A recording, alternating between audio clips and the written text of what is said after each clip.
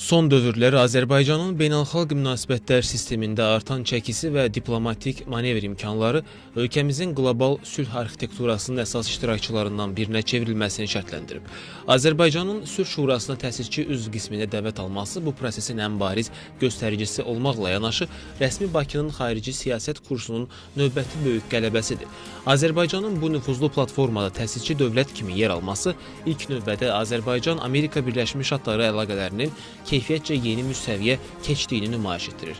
Bu dəvət həm də beynəlxalq birliyin, xüsusilə də Qərbin Azərbaycanı təkcə regional güc kimi yox, həm də qlobal miqyasda sabitliyin əsas təminatçılarından biri kimi qəbul etdiyinin rəsmi təsdiqidir. Bu uğurun təməlində Prezident İlham Əliyevdən başqası dayanmır. Dövlət başçısının təhlükəsizlik sahəsindəki qətiyyətli təşəbbüsləri Azərbaycanı dünyada etibarlı tərəfdaş statusunda möhkəmləndirib.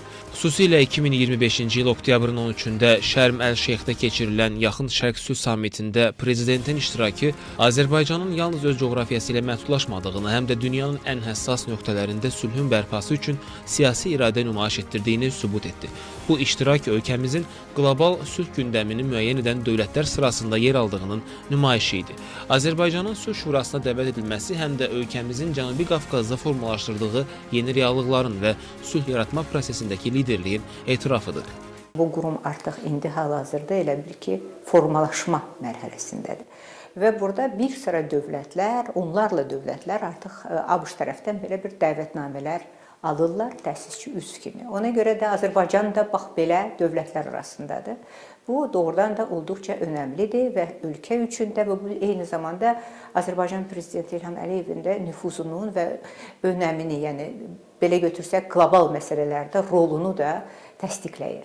Yəni bu onu göstərir ki, Azərbaycan bir dövlət olaraq və onun lideri bu baxımdan qlobal məsələlərin və Qəzza zolağında sülhün əldə edilməsində deməli mühüm bir rol oynaya bilər. Yəni bu proses bu birinci tərəfidir.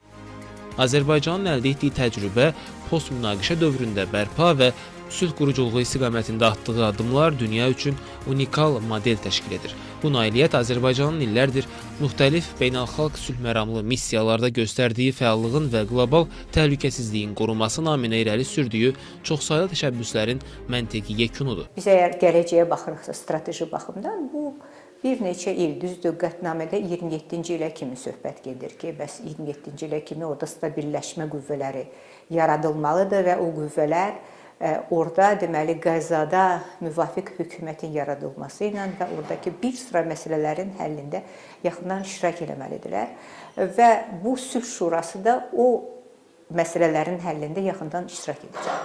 Ona görə də burada təsisçi dövlətlər demək olar ki, qərar qəbul etmə proseslərində də əlbəttə ABŞ-ın rəhbərliyi altında özlərinin də münasibətlərini ortaya qoya bilərlər. Bu baxımdan yenə də mənə elə gəlir, ikinci məsələ odur ki, burada bizim özümüzün də beynəlxalq səviyyədə bir dövlət olaraq proseslərdə yaxından iştirak etməyimiz üçün imkanlar yaranır və biz artıq regional elə bir ki, çərçivələrdən qlobal çərçivələrə keçirik. Keçmişdən gələn bu zəngin təcrübə Azərbaycanın Sülh Şurası daxilində daha effektiv və praktiki həllər təklif edə biləcəyinə zəmin yaradır.